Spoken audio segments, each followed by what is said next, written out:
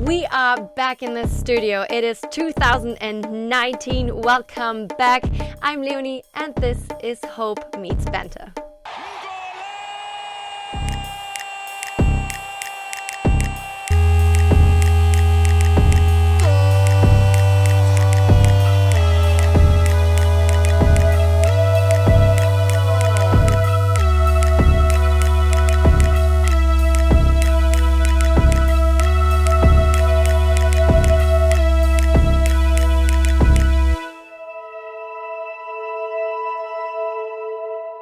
Alright guys, we have a full house here today. In the studio with me are Matt, Double H and Drifty. Welcome back. Happy New Year's, guys. Happy New Year. So good to see you. Double H, any special meaning for your scarf today that you're wearing very patriotically? I just came to represent the green, white, green man, greatest nation in the world, Nigeria, the fatherland. You sure that's not Celtic? Nah. I think Celtic actually chose our colours, man. All right. Suits you very well. Look at him. Young and beautiful for 2019 as always. Okay, guys, right. We need to dive right in. Loads to talk about. So much has happened. Let's start with the first question. So, with Manchester United, they have now won 3 matches in a row. Good on them. So, should they consider Solskjaer now as the long-term solution? What do you think? Who starts me off, guys? Double H, let's go. I think not yet. I think that they should leave the choice open, because what I've always said is that they shouldn't just rush and say, okay, we've already found a replacement in the summer, and boom. I think now, okay, that looks pretty good, but again, who do they play? Like, maybe Farmers. So it's like, until they play like a proper team, like when they play Tottenham, that's when the real test is going to be. And then when they play City again, Liverpool again, and so forth, that's when it's going to be. Like, it is good so far, but you won't really know how much effect it's had on the team until they really play top and better teams. And like, how did they do against PSG? But I think that, they should definitely leave it open. And this dude needs to respect Labil and what Labil has done on the pitch. That's all I'm saying. All right. Come on, Drifty. What do you have to say about that? What? If I'm honest with you, dude, man. I feel like if he even wins around 70% of the games, technically he deserves to be given a chance. It just depends whether Man United want to do what they've done with the last 2 appointments and not panic, because Van Gaal and Jose were like world-class managers, but they didn't think about the appointment for the club. They just saw the name of the guy was a big name and thought, let's bring him in. Maybe they might want to go down a more Tottenham with Pochettino and, Liverpool with Brendan Rodgers, and give a guy who's proven he's good but hasn't won anything, so there's no actual guarantee he's going to do it, and just be like, you know what? You know the club. Let's see if you can roll with this. I think he deserves it if he wins 70% of the remaining games, personally. I think that should automatically mean he gets a year. See if you can continue this. If he only wins like maybe 50%, it will kind of be like, that's not good enough for Man United, regardless what the Mourinho situation was. Nah, they got to find someone else. So I think, it kind of depends what happens. And like you said, definitely with the bigger games, they've beaten the easier teams. Can they beat Tottenham? Can they beat City? Then if he does, you know what I mean? But then again, maybe these players were always capable of this and they were just down tooling on purpose, which I think is scandalous personally, because regardless whether they don't like Mourinho or not, the fans pay their money.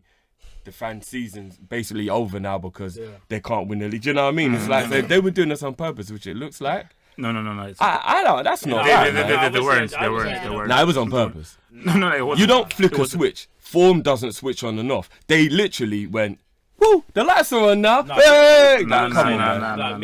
Yeah, man. What do you think? To be fair, Solskjaer's had a very good start. Like, to win 3 games, and again, yes, I get what you're saying. He was playing against like truck drivers. Like, they weren't amazing teams that they were playing against. But you can only beat what's in front of you. And the way how I see it is like this. I look at the players and I think of how well they're playing now, as you said, under Mourinho. And I'm not gonna lie to you, Mourinho was blatantly holding them back. I wouldn't say that they quitted on him. I'd like to think that they wouldn't do that. Quit on him. No, they I don't think it's a different vibe, man. I just think when someone came in, fresh ideas. You get what I'm saying? Like, there was a different routine. There was positivity that was brought in from Solskjaer. Obviously, Mourinho, you could see, maybe lost the dressing room. He might have lost dressing room, but I still think as a professional, it's like you're going to go, oh, okay, we're just not going to play. We just don't want to play for him no more. Like, these people still, you get what I'm saying? They're still proud guys. They still want to win games. No. I just think They down to. I just under Mourinho they went no, stale. no. And I think let me finish. You're being Because civilized. New year. Still got it. I think, as you said, Solskjaer. I reckon if he gets some results against some of the bigger teams, Man United should actually consider him because he's one of their own, and I think he'll be given time as well. And I think Man United need to be very shrewd this time. They can't make the same mistake as last time. And I don't. If you're a Man United fan, if he wins, I say 60%. Maybe 70%, and they don't give it to him, I think that's a bad decision. I think you've got to give him a chance, like what you said.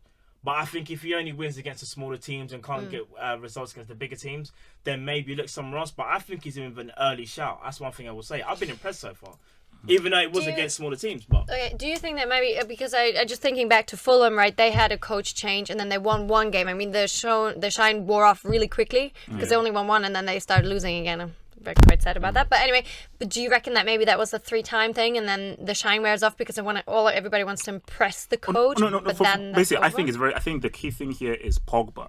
Yeah. I think that it's basically if you're Pogba, like for me, I've always said that Pogba has never played in an attacking team that has lots of movement. Every team he's played in has been very rigid. So if you have a coach like Mourinho who says structure, keep your shape, be very static, and Pogba has the ball and there's no movement around him, he's going to lose the ball and there's not going to be anybody to pass the ball. If you now bring in Solskjaer who says that make movements, diagonal runs, one-touch passing, flicks, tricks, try and be very inventive in the final third, that vibe feeds off of Pogba. So Pogba's like, oh my God, that's a different environment in which it's quicker, it's much more sexy the football. Martial goal. Remember the Martial goal the other day? See the movement? And even you said Martial's goal was a good goal. Yeah. A very good team goal. Would you have ever seen Man United score a goal like that under Mourinho? No. There was no triangle because passing. the players wouldn't have tried to score. No, it's because that's not what they bro. Listen, what the hell are you on you about, man? know I hate Mourinho, yeah, and he's done at the top level, yeah. But you hate Pogba more, and he has no, a Pogba agenda. No. This is a That Pogba has agenda, nothing man. to do with It's it. a Pogba agenda. It's not just Pogba. Every player who's playing out of their skin now, down tooled. And all I'm saying is, I get when you don't like your manager and your workplace is a little bit toxic, but football's not like a normal job. If I work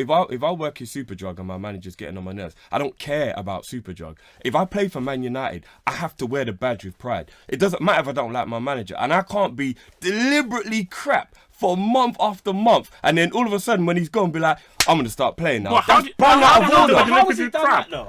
Because I'm telling you now that Solskjaer probably hasn't even really done anything in regards to tactics. He's probably said, guys, play football. And they are just good at football, and they're just playing football. They're still shit defensively. They still don't look good as a structure. You can't. That's his opinion. Do they look good as a structure? They're still looking shaky defensively, even though they're really good going forward. So I don't think Solskjaer's really doing anything tactically.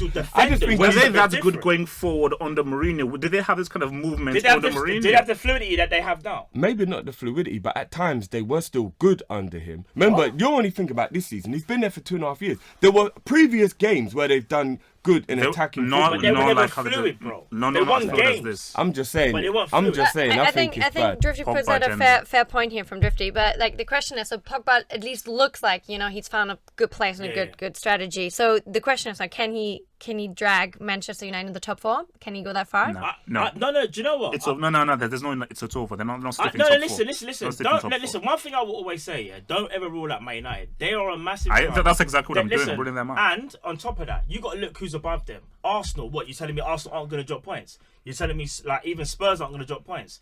You cannot rule out Man United. And in my opinion, Pogba is obviously the catalyst for Man United right now. In my opinion, he is good enough to potentially, not definitively, but potentially drag them back into the top 4. Because you got to look at what's around you. You're telling me what, Chelsea ain't going to drop points? Do you know who Zad is? I'm telling you now. Garden of Eden? I'm telling you now. Come on, who's Hazard playing with? What, Morata and Giroud, who can't even get into the team anymore? Hazard is different. But but we're not talking about what we need to Morata stop doing had a is good start to the season though. we need to give a bit more respect to Lingard, Rashford, Martial, and stop acting like Pogba's the only player with this club. But I never said that though. No, but he's the main. But he's the catalyst. you just said that you. catalyst. No. He's the I think a lot of the players collectively will be how they do well, and I actually think they will get top 4.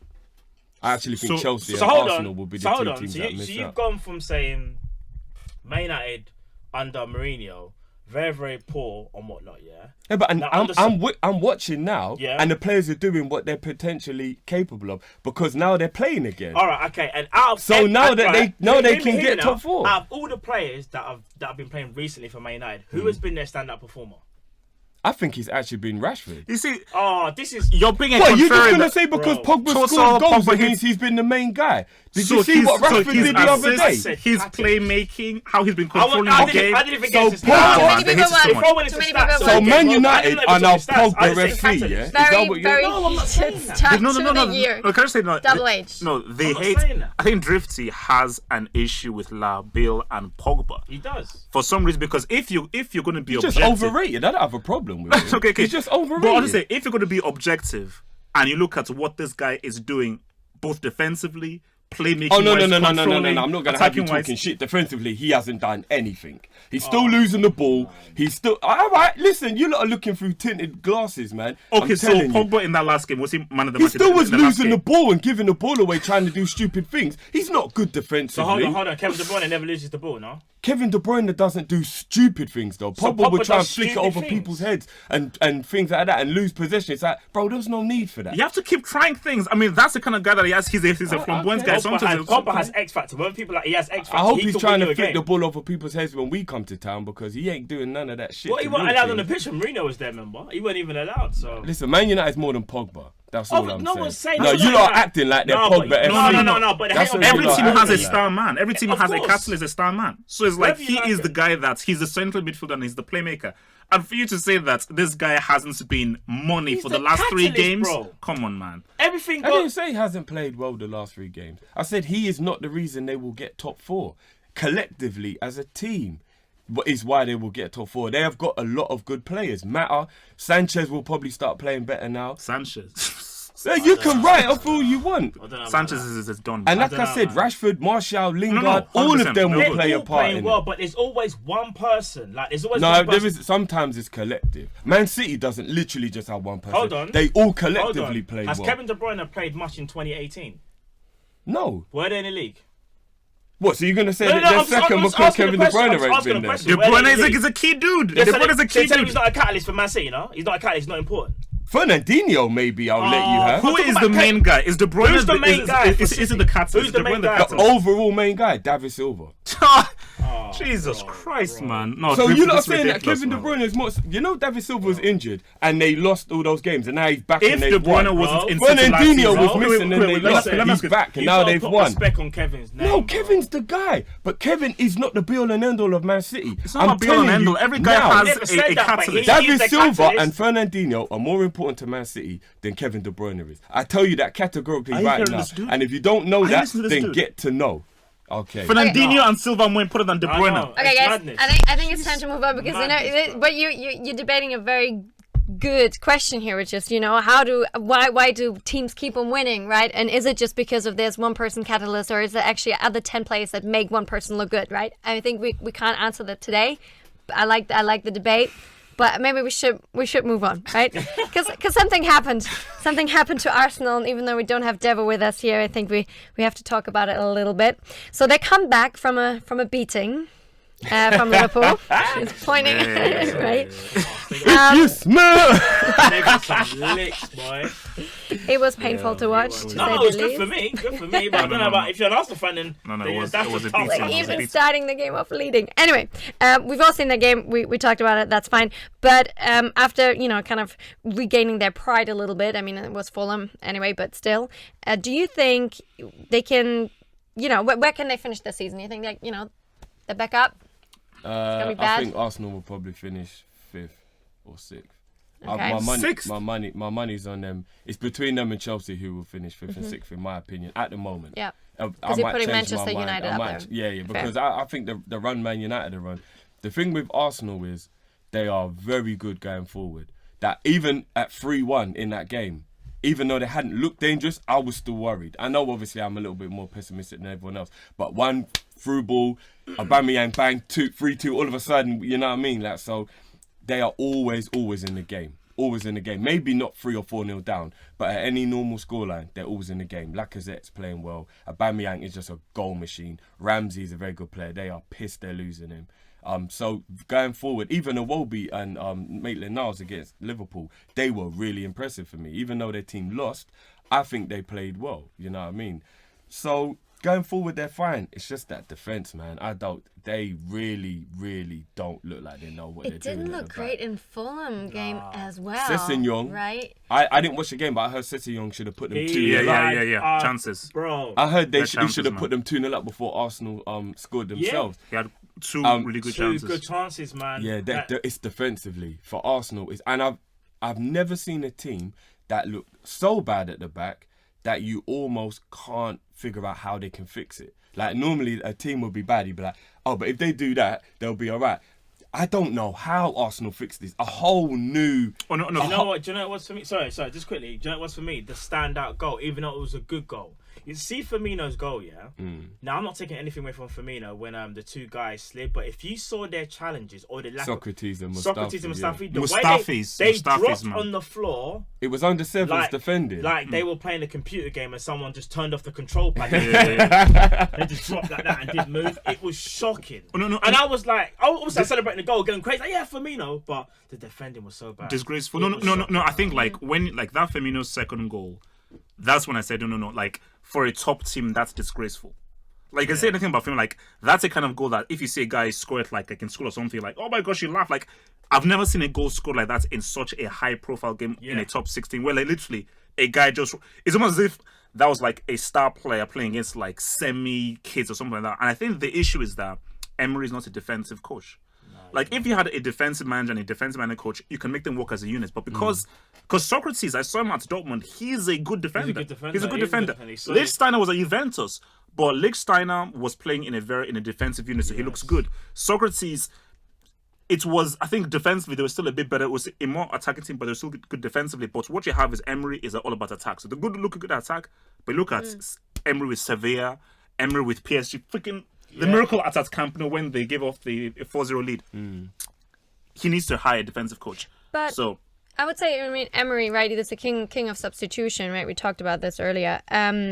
But I mean, he did try. He took off the goal scorer, right, and put in Ramsey, right, a stronger midfielder. So I mean, do you think he's on the right track at least, or it's not? You need a defensive coach. That's not going to help you in the long run. Because it did well for him at the beginning. He's kind of doing it for a trend now rather than thinking about it. Like, I almost feel like some substitutions he makes are for the sake of it, rather than there's actually a point to it. Putting pressure on the team. You're off when I don't know. I feel like he's like the Tinker Man, the new version of the Tinker Man, where like he just feels like he has to. Old school Ranieri. Because sometimes you could be watching a manager like Mourinho or Klopp or Pep, and it'll be the 80th minute and haven't even done anything because he's working. So they're like, I don't need to change it. Yeah. It's like, no matter whether it's working or not, Emery's like, right, 50th minute, I've got to make a change. So, do you know what I mean? It's like, bro, you don't have to do a substitution. I'll tell you what, if you look at the game as well, against Liverpool, in my opinion, they probably played the wrong formation with the wrong players. Even though I'll agree with Iwobi Maitland-Niles played well,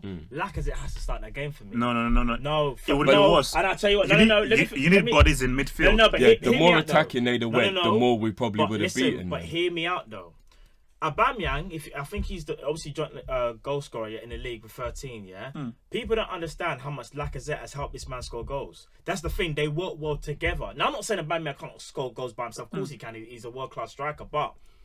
Listen, Lacazette makes a massive difference. And you can see, even against Fulham the other day, when Emery took him off, the fans started booing because Lacazette is the perfect foil for Aubameyang. But Fulham and Liverpool are different. Liverpool are, first of all, league leaders, better the defensive side. Is this worth the risk of trying to go in for the attack, losing a man in the midfield, knowing how good Liverpool's midfield is? Hear me out. They went 3-4-3, yeah? That basically means you've got two central midfielders against Liverpool's 3. Why not go 4-3-3, match it up, Lacazette can play just off Aubameyang, and then you've got flipping Iwobi as well. That's the thing. If you're going to play against Liverpool, you need to pack the midfield. Remember, he went with Xhaka and Torreira. Xhaka's not good laterally. Torreira's a good player, but look what happened. He got swamped in midfield. That's why I feel like they played it wrong. They played the flat four in midfield and they got swamped. So do you think he ever has a chance of making them contenders for the league winners? Can he ever do that? No, never. I don't mean it in a disrespectful way because Emery's a good manager.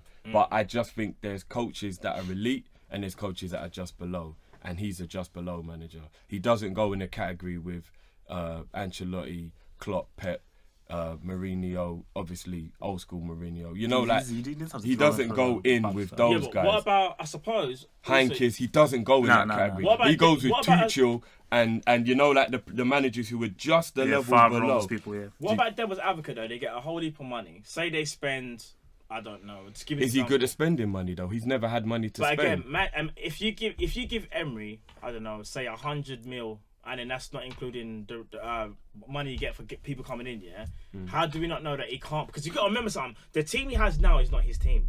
He needs time. I'm not saying it's impossible. I'm not saying it's impossible. I'm just saying I don't think but I think also as well, like, just the names he mentioned, they've all won the league before. Emery's never won the league ever.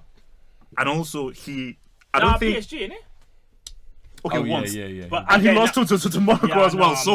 I'm sorry, like I'm gonna take that away because PSG. Okay. I mean, a kid can come in with. So I just think that because that Monaco team was special, though it was. But no, you can't be losing the league to Monaco. Sorry, like so fetuses.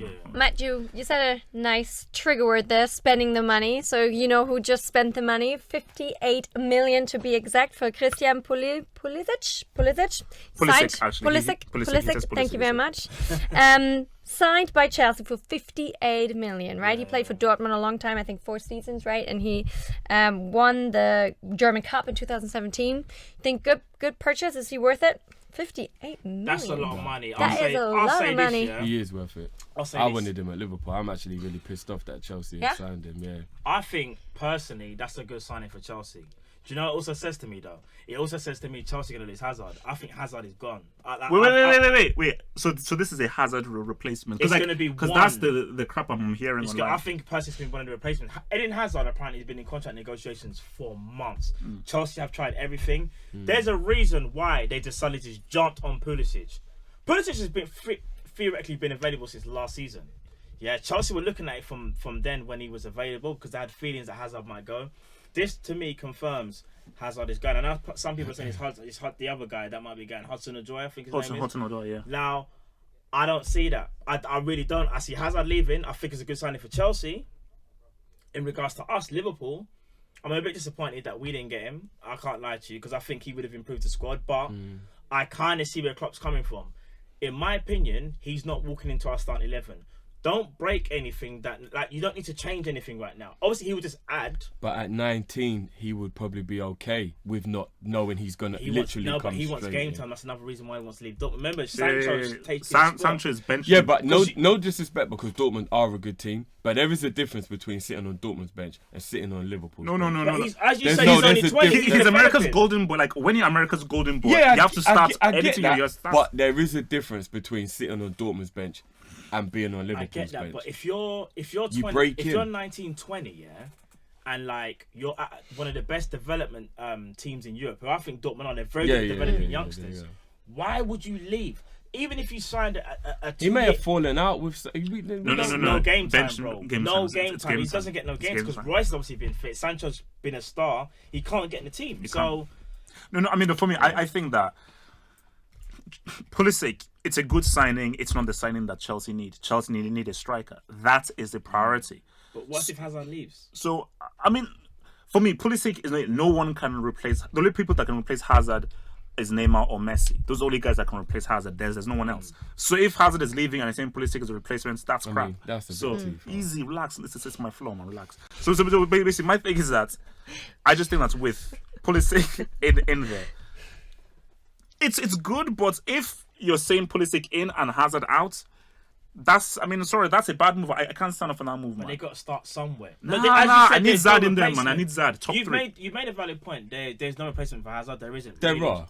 I'm not saying people who are Neymar actually and Messi. good as him. No. There's players that are maybe not. Say your piece anyway, bro. Isco can replace Hazard. Who? Isco is easily capable of being as good as Hazard. Isco? He might not be as good a player as Hazard, but he could be as effective for the club as Hazard. Do you know how much Hazard is doing could be by as himself? effective as Hazard?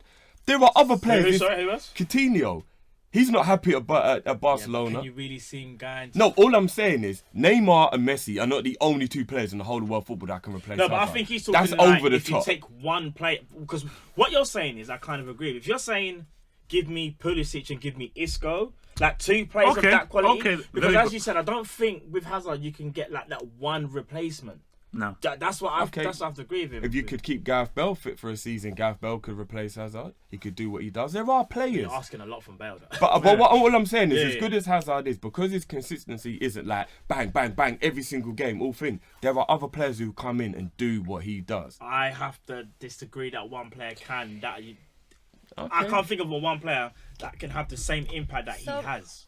Do you think, I mean, Chelsea, right, we've got this young American guy, and we also got, what's his name? So I really hope I'm pronouncing his name correctly. Callum Hudson-Odoi, right? I mean, he's a teenager, right? He's 18. I think he played like maybe six times in a match. He had some game time in 6 matches. But, I mean, Sarri says he has the potential to become one of the best players in Europe. I mean, are they just stacking up on young blood? I think he's talking him up because he's getting sold. Because I think Chelsea it's tough to put this on an 18-year-old, right? He's a very good player, but Chelsea are trying to pull off one of their. How did they get 40 million for that player? 100%. That's what this is. Okay. They are the best. I'm telling you, basically, like if you're Callum Hudson-Odoi, I think you need to clear the air with Sarri and say, okay, because for me, I think he should be starting. Willian is too inconsistent. Pedro has not been relevant since 2011. So that's what you're really back in the days of Messi, you know. That Pedro didn't just move to Man City the other day. Pedro was one of the best players on the park that game, bro. I know what you're saying. He's not the same Pedro, but he's still quality player. So that's and I think Hudson-Odoi should be starting ahead of Willian and Pedro because the guy was playing very well in preseason and he's extremely talented. Yes. And for me, for Bayern 100% in their aging squad with Robin in his last season, they should definitely be going for Hudson-Odoi. So I think for Chelsea and Sarri is old school. He doesn't really buy into the whole youth thing. He doesn't, no. And that is why that's what's going to find. That's why they've been linked with Higuain. But Higuain would be a better option than Giroud or Morata. He might not be what they need, but I think you know what I mean. You got to think Prem though. Anyone's better than Morata. No, so Giroud, I don't know. Morata, I think Giroud might do better than Higuain, you know. And that's because Giroud's got that kind of Giroud's got that experience. His finish at the weekend was spectacular. I know it was offside, but that was no. Okay, running in danger of maybe getting this all heated up again, but you know, I quite like the challenge. I like that. Let's also have a look back, right? I mean, we just looked into the future in 2019, young players, what's coming up, but I think we should also maybe reflect a little bit. So standout players, right? Give our viewers, give us a few of your standout players, goalkeepers, defenders, midfielder, and the attackers. What do you think are the best people for 2018? So should we say? I just say do one. I just say goalkeeper, one defender, goalkeeper, one defender, one midfielder, one attacker. So so I'll start. So without killing each other, please. So I think keeper for me, I've got to roll with De Gea as the keeper for me. Defender, got to roll with Varane. Midfielder. Are we doing what I was doing Prem, you know? Was it Premier League or the World? Other Premier League. Yeah. Premier League. Yeah, okay. So maybe next time we should look into Europe. So goalkeeper De Gea. Okay. Defender Van Dijk. Midfielder. Say that again. Can you just repeat that defender again? Midfielder Kante. No, okay, go back one more second. Attacker. Did you say VVD? Hazard. Did you say VVD? It's on camera. It's on camera, man.